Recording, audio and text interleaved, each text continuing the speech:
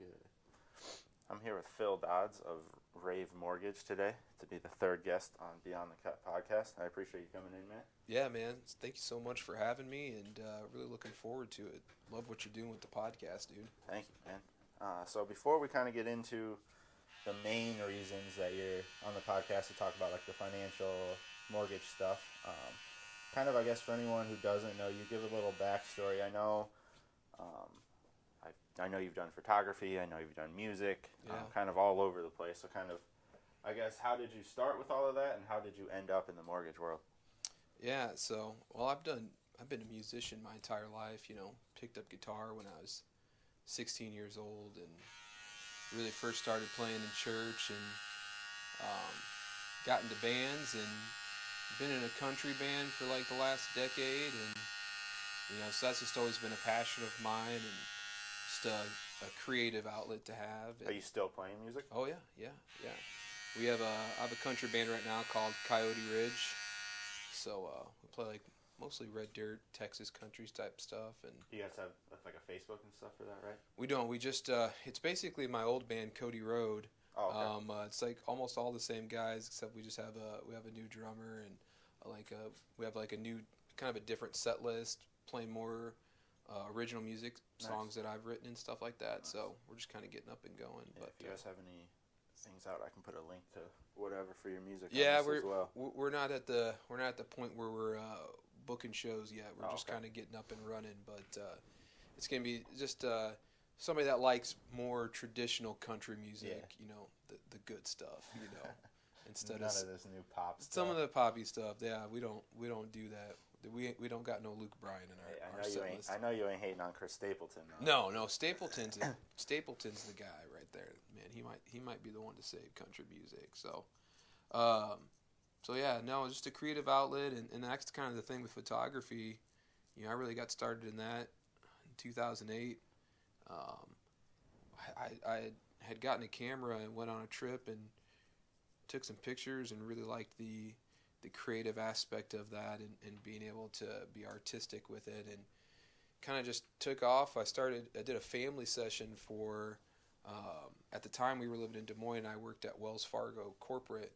I did a family session for somebody that worked on my floor, and like 2 days later, after I'd given them their pictures back, I had like 10 other coworkers email me asking me if I could do their family pictures, and it kind of just took off from there, and business evolved to where I kind of had more of an eye for creating content for business owners, but also doing portraits and things like that. So it's just it's been one of those things where you can take something you're passionate about, has a creative outlet to kind of get that creative energy out, but then the business and entrepreneurial side of me, turn it into a business. It's a way to make money, and just always have that side hustle and that extra source of income. So, And I feel like you kind of have the perfect balance with this. This is something I talked to my first guest, Riley, about. Is I feel like it's important for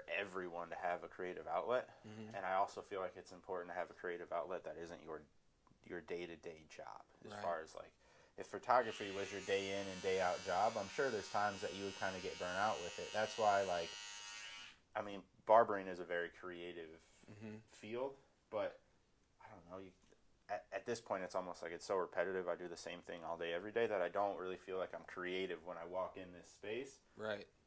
So I've got my stuff I do outside now. Like, I just recently, in the last like week, actually got into customizing shoes. Yeah, and I stuff saw like that. Like, Yeah. and it's like, am I getting into that to make money off of it? No. Is there potential that, like, if I got good at it, someone might want to pay me? I don't know, maybe, but that's not, like, I didn't get into it with the goal of, like, hey, I want to make money with this. It's hey, I do better in life, and I'm the best person I can be when I have a creative outlet. Right. And I like the fact that my creative outlet, kind of like photography and your music for you, it's like, you don't have to do it. Right. For me, it's always been when a creative, like a way of me being creative becomes something that I have to do, I lose my love for it. Because I don't like to have to force myself to do it. So that's why it's nice. I mean, for you, you've got the mortgage thing that on a daily basis, that's your daily grind, but you've also got music and photography, and you can kind of dictate when you take pictures and when you perform and when you practice and all that stuff, which makes it really nice. Yeah, it's almost like your barber tools have turned into hammers. Yeah. They become tools of the trade. Yep. And sometimes when those things are supposed to be fun and you have that freedom to create with them, when you turn them into tools, it's no longer fulfilling. Especially when you flip the aspect of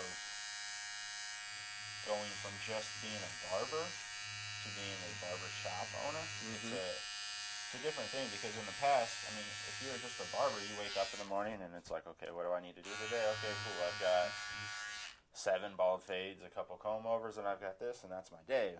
When you own it, it's like, okay, I've got that, but then do my barbers need anything? Are all the bills taken care of? Is this done? Is that done? And there's so much on your plate that it kind of is like, I'm glad I've got those other outlets that I can escape to. Like this week, I've been painting a bunch of shoes. When I'm doing that, there's nothing else on my. I'm so zenned in and focused on that, and I'm sure it's the same thing with you when you're doing photography. Yep. You're on stage. You have to find those things in life that you can kind of just get lost in and forget about all the bullshit. Yep. And if your job is what you're trying to make that is, I don't feel like it's gonna work that way. So I guess, how did you go from living in Des Moines, working at a bank, taking photos of someone, and have that kind of spin into somehow now you're a musician, photographer, and you also are starting a mortgage company? Yeah. So I started out right out of college, working in banking, specifically mortgages, and we went through that mortgage crash in 2008 and 2009, and that really killed a lot of the mortgage industry. And so at that time, I actually got into doing insurance. So I started a different business, doing insurance and financial planning. So I owned a business called Dodds Financial Group for several years. And it wasn't until recently I got back into doing mortgages. Due to COVID, we had to move to Tennessee for my wife's job. So it was kind of another opportunity to hop into a new business, a new old business. And so the mortgage industry's been really taking off. Real estate's really been taking off. So I saw a really great opportunity to kind of get back into doing mortgages. And just recently we launched a mortgage brokerage called Rave Mortgage. I have some really excellent partners, and we work with some great lending institutions. And it was just a great opportunity to partner with some people and really provide exceptional service and some great products to the Quad Cities. And you know me, I love to be an entrepreneur, and so I really couldn't say no to the opportunity. So is it all, like, is the mortgage company itself like a local based mortgage company? Yeah. It's all local investors. That's right. And Yeah, stuff. We're located at 111 Perry Street, downtown Davenport, right next to Front Street Brewery and Stopbox Brewery, which is like the perfect place for my office to be.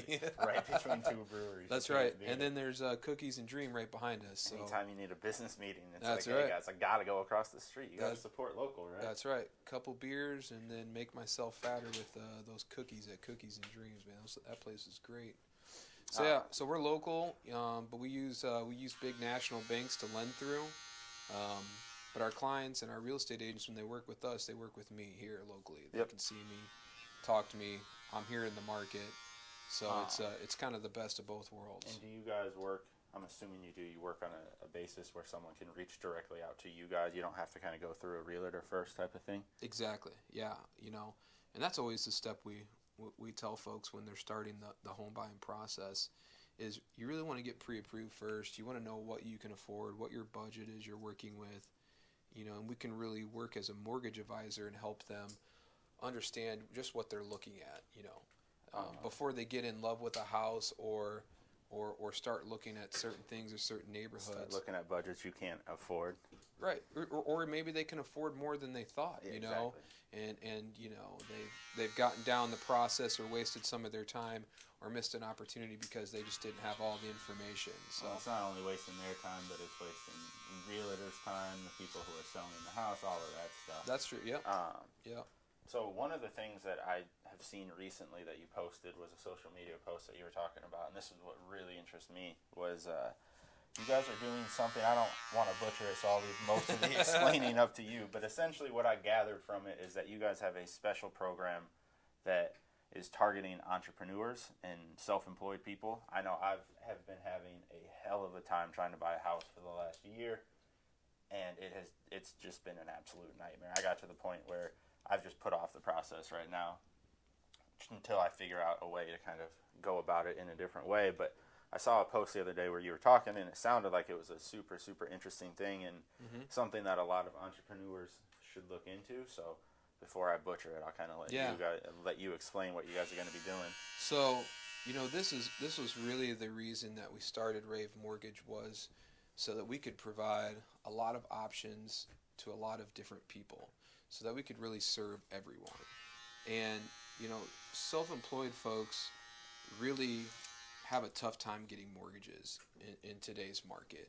And that's really because of government oversight requirements as far as how we can verify income.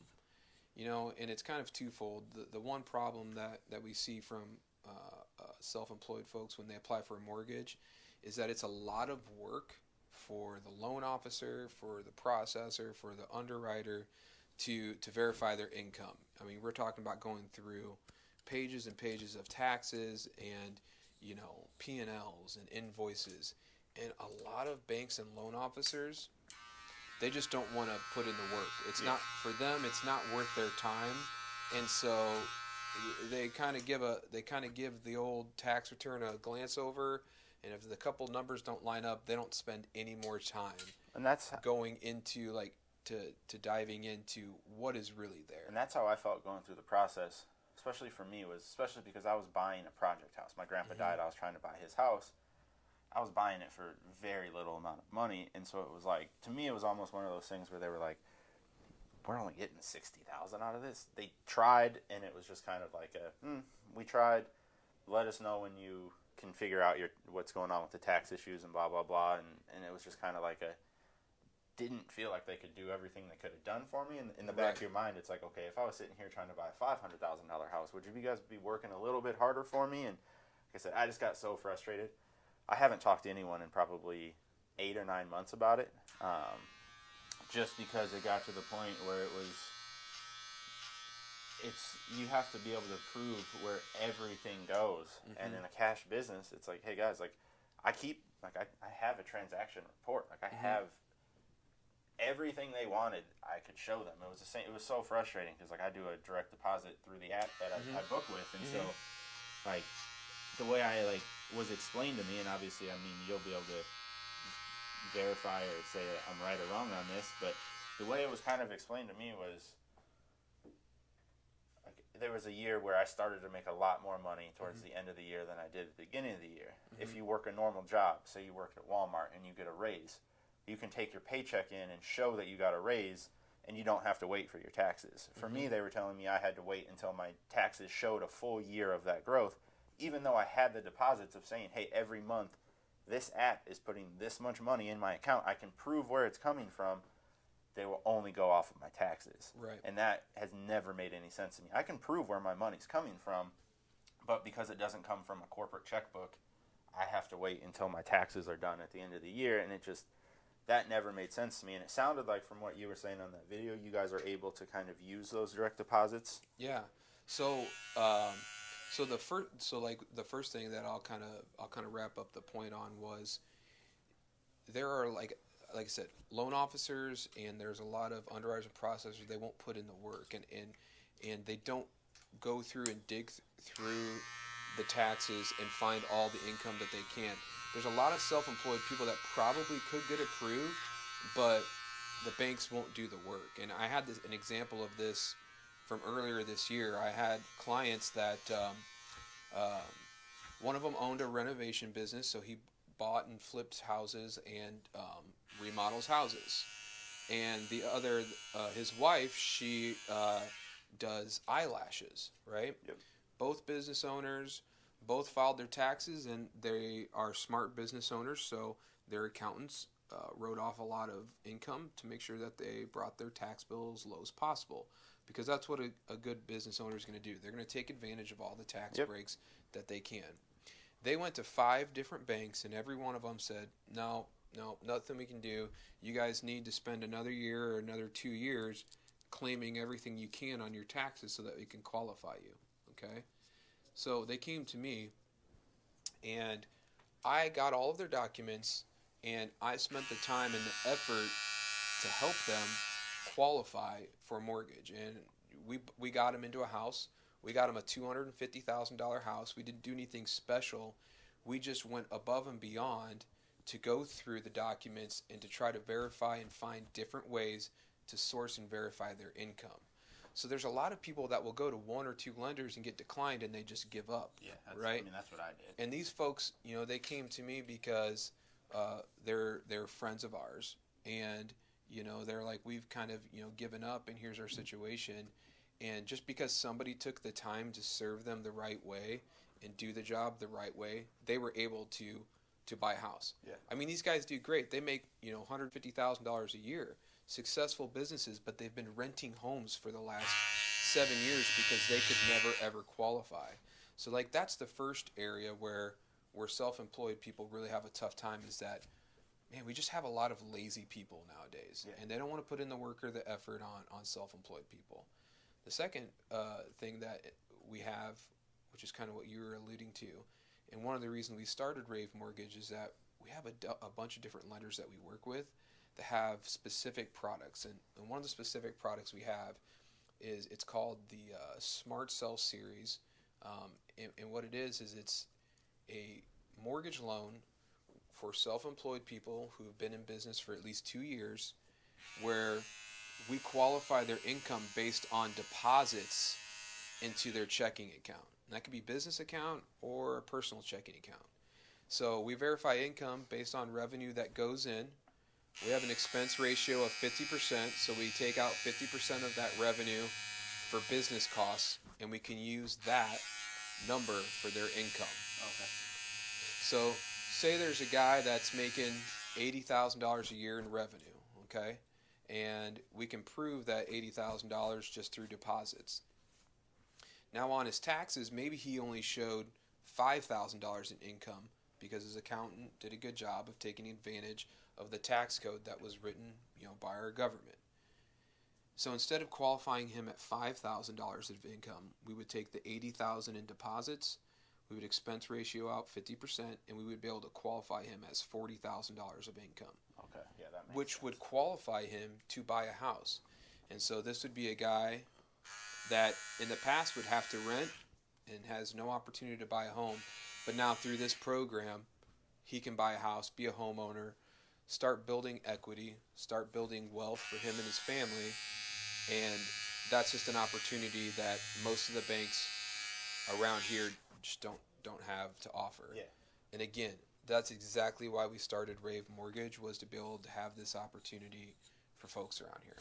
Well, that I think is something that's huge. That, like I said, that's one of the reasons I wanted to have you on the podcast, is because there's a lot of advantages to owning a small business. Like, I'm not going to sit here and say that there aren't, but there's also a lot of disadvantages. Health insurance being one, you have to provide your own, super expensive. The other is, anytime you're trying to get loans, whether it's a house, a car, anything like that, it is so much more work as a small business owner. And unless you are a small business owner, you don't understand that. Right. So And that's one thing that I always try to tell my clients that are business owners is, I've been a business owner.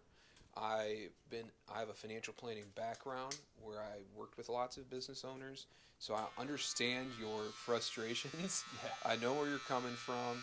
I think I have a unique perspective. I try to bring that to Rave Mortgage to be able to offer, that type of service and really be an advisor for my clients, because, a lot of times when you're self-employed, you're going into a loan officer that just gets a paycheck and they've never owned a business. They really have no idea where you're coming from. So just to have that experience to be able to offer that to them. Yeah, and for me, it's always nice to be able to, like you said, have that knowledge of this person that I'm sitting here talking to about this mortgage, understands business and is not just someone that just graduated college, came straight out and is doing mortgages. Nothing against that. Mm-hmm. Obviously, like not everyone has that entrepreneur mindset, mm-hmm. but I prefer working with people that kind of understand that, mm-hmm. because they also understand like the time aspect. Because that was another thing. It was like I would fill out this paperwork and I'd send it to them, and then they're like, okay, well now you need to bring me this document, and now you need to do this, and now you need to do this, and it's like I don't have the time to do all that in a day. Right. And so to have someone that understands, like, I mean, obviously you own a small business. You guys obviously understand as a small business owner how time can be and how difficult it can be to manage all of that.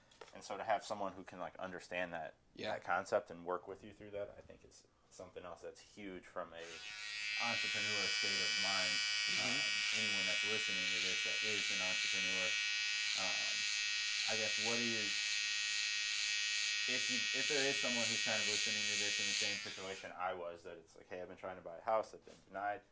What do you think, like, first step, just reaching out to you guys through Facebook, or what's the best way for people to kind of get a hold of you guys? Yeah, so our website's ravemortgage.com.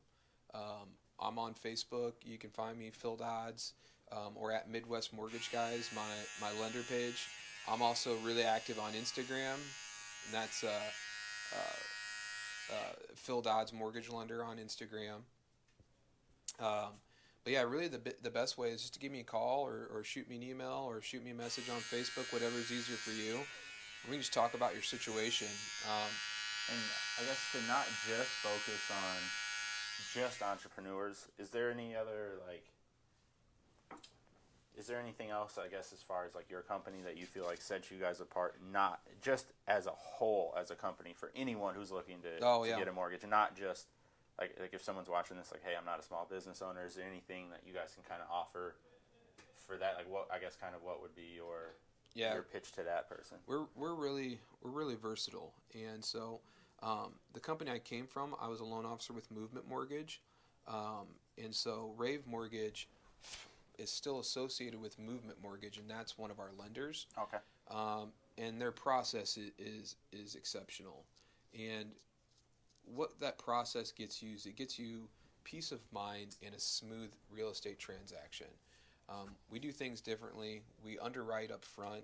So one of the biggest frustrations with buying a house, especially getting a mortgage loan, is that a lot of banks wait till the end of the loan. They wait till 2 or 3, 4 days before closing to finally underwrite your loan.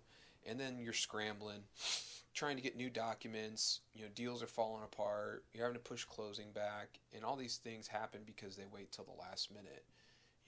With Movement, we underwrite up front. So that means as soon as I get your purchase contract, an underwriter's looking at your deal within 6 hours, and we're getting conditions and a checklist of things that we need to get done before closing. Not 5 days before closing, but within 6 hours of you submitting your purchase contract. They process within 7 days of that. We can close in 1 day, so we can close really quickly, but also it's really efficiently. And so, like, your experience is exceptional. The other thing is that, we have really, really, really competitive rates across the board, which a lot of places don't. They have, a niche that they work in that they're really good at. And so we're really versatile in that area. And we just have a lot of different programs that we can work with. We have 100% financing options that we can work with. We have every type of government loan. We have conventional. We do jumbo loans. So just do a lot of different things. I don't remember what it's called, but the one specifically for like veterans and stuff like that. You guys can do VA loans. We do VA loans. We are very, very, very competitive. From compliance, that's what I can say. It's competitive, but it's very, very competitive on the VA side, and we can move really fast on those too. So my team, normally close VA loans in about 24 days. That was our average time. So I mean, it's under 30 days, which is incredible. Um, I think it was 2 years ago. My dad did a VA loan, a refinance with a local lender here, and it took them 5 months to close it. Which I mean, if you're trying to buy a house, how can you? That's insane. Yeah. 5 months. And that's a problem is a lot of sellers won't accept a VA loan because they've seen that. Yeah, as if you're a seller, I don't want to wait 5 months. Yeah, they've seen that process. It scares them away. Um, but the lender we work with, specifically Movement, they are like one of the top VA lenders in the country. They know what they're doing. They have specific underwriters that work on their VA loans. They have specific processors that process VA loans. They know the process. They know what they're doing. And yeah, that's one of our sweet spots is VA. And obviously, you know, I love working with vets. I love helping vets. I appreciate so much what they've done for our country. They're great people to work with, and that's the VA loan is a really great benefit for them, and they really should take advantage of it or at least explore it when they start looking at buying a home. I guess we're getting close to wrapping it up here, but what's some advice that you would have? I remember, like for me, when I first got kind of involved with it, and I had people that could kind of help me walk through the process, and it was still pretty overwhelming. What's anyone who's watching this that like hasn't bought a house, that is considering the process for the first time? What's kind of like some advice that you would give them to make it not seem so scary? Because making that jump from renting to owning, it's a really good idea, but then all of a sudden people start talking to you about all these numbers and all of this stuff and a 30-year loan and a 15-year loan and it just gets very overwhelming very quick for a lot of people. So I guess kind of what would your advice be for anyone who's kind of like renting but is like I really want to buy but I'm scared? I guess kind of what would your advice for that be? So I would say the first thing that you need to do is get pre-approved. And pre-approved maybe doesn't mean that you're actually getting the loan and going to start the process. It just gives you a baseline for understanding where you're at. And being able to establish a budget, or if there are some things that are preventing you from qualifying for a loan. To know what it is. Yeah, then it's an advice thing where we can advise you on what you need to do. And that could be from financially. Maybe you just need to save up some more money. Or maybe you could qualify for a much better interest rate if you just paid off a credit card or. Oh, and I'm sure I feel like there's a lot of people that'd be surprised at how they could get approved. Yes. Or like, I don't have the money for a down payment. Well, there's programs out there that are for that type of stuff. And so that's kind of one of the reasons why I wanted to have you on here is obviously you're a client. I've known you for a long time. Mm-hmm. But there's a lot of people who don't know this type of stuff. And so to kind of get you on here and to kind of show people that like these are the conversations I get to have with you every time you come in. Right. I get that game for free, so I figure I might as well share some of that knowledge that you have. Because like I said, I know especially as an entrepreneur, when you decide that first property, it's so overwhelming because they're asking you all of these questions. Mm-hmm. And guys, this is what I make. Well, your taxes don't say that. I'm like, well, then you're trying to find, like for me, it was trying to find that line of like, do I just not take these tax breaks that are there that I'm supposed to take so I can buy a house? But then the money I'm supposed to be buying my house with, I'm spending on taxes because I can't. So it's just that that they put you in that spot where you're just like, okay, what am I supposed to do? If I don't claim enough on my taxes, I can't buy a house. But if I claim too much on my taxes, then I can't buy a house because I can't afford to buy a house. Yep. And so they just put you in that awful position. And so it's nice to know that there's at least options that you can look into. Yep. Yeah. And just be able to plan, and that's the biggest thing is, just to have an overall, macro view of what you're looking at and to put together a plan. And so that would be really the first step I would tell folks to do. And then the second piece, which is super important, is hire a good qualified real estate agent that you trust, because a real estate agent is just going to be a vital piece of your real estate transaction and your experience. They're going to be able to provide you with advice that you can't get anywhere else, and they're really going to help you narrow down and find the best fit for you. And building off of that, obviously I'm not asking you to name drop anything right now, but if someone who is in the process of wanting to buy a house reaches out to you, do you guys have realtors that you trust that you can Yeah. kind of send people? And because Oh, yeah. obviously, if you don't know anyone that's a realtor, that is another thing that it's kind of. Yeah. It seems like, especially during this last year with the pandemic, everyone is a realtor now. So Yeah. it's difficult to find out, like, okay, like who's good, who's not. So you guys have the ability to kind of help people find a realtor and stuff too. Right. Yeah. So that's what that it's like we want to be all inclusive, real estate transaction, and so I have a team of really qualified real estate agent partners, and each client coming in is going to be different, whether they're young or they have kids or maybe they're older and retired or they are looking at a specific zip code or area. Real estate agents are very niche focused too, and they excel in different markets and different areas, and so I have access to a lot of really qualified partners, and so I can definitely help place them with somebody that I work with. They know that our process and how we work, and then I trust them, and would be happy referring my clients to. So, we have access to that as well. So, moral of the story: if you're looking at buying a house, if you don't contact Phil Dodds, you're slipping. That's what I'm gathering right now. This is the man to contact if you are looking for a house in the Quad Cities. You guys do work on Iowa and Illinois side? You got it. Yep. Is it just Iowa and Illinois, or can you? Yep. Just Iowa and just Illinois Iowa and right Illinois? now.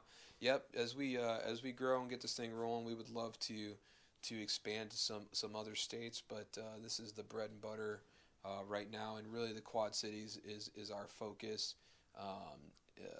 for 2022. But yeah, we want to grow, and we want to move to other markets, Iowa City, Des Moines for sure. So we're getting down there, but right now it's like. It's just like football. You got to learn how to run the ball before you can run the play action. Exactly. So How's that look for you? Perfect. Right there? I look good? Oh yeah, beard looks good. Cool. Well, we'll get you all cleaned up. I appreciate you coming on. And once again, just tell everyone where they can contact you and how they can contact you. Yeah, so you can reach me, Phil@ravemortgage.com is my email. You can go to ravemortgage.com. That's our website. All my contact information is on there. You can find me on Facebook and Instagram. And Brent, I really appreciate you having me on. Not a problem, man. Really I love appreciate chatting with you. coming on.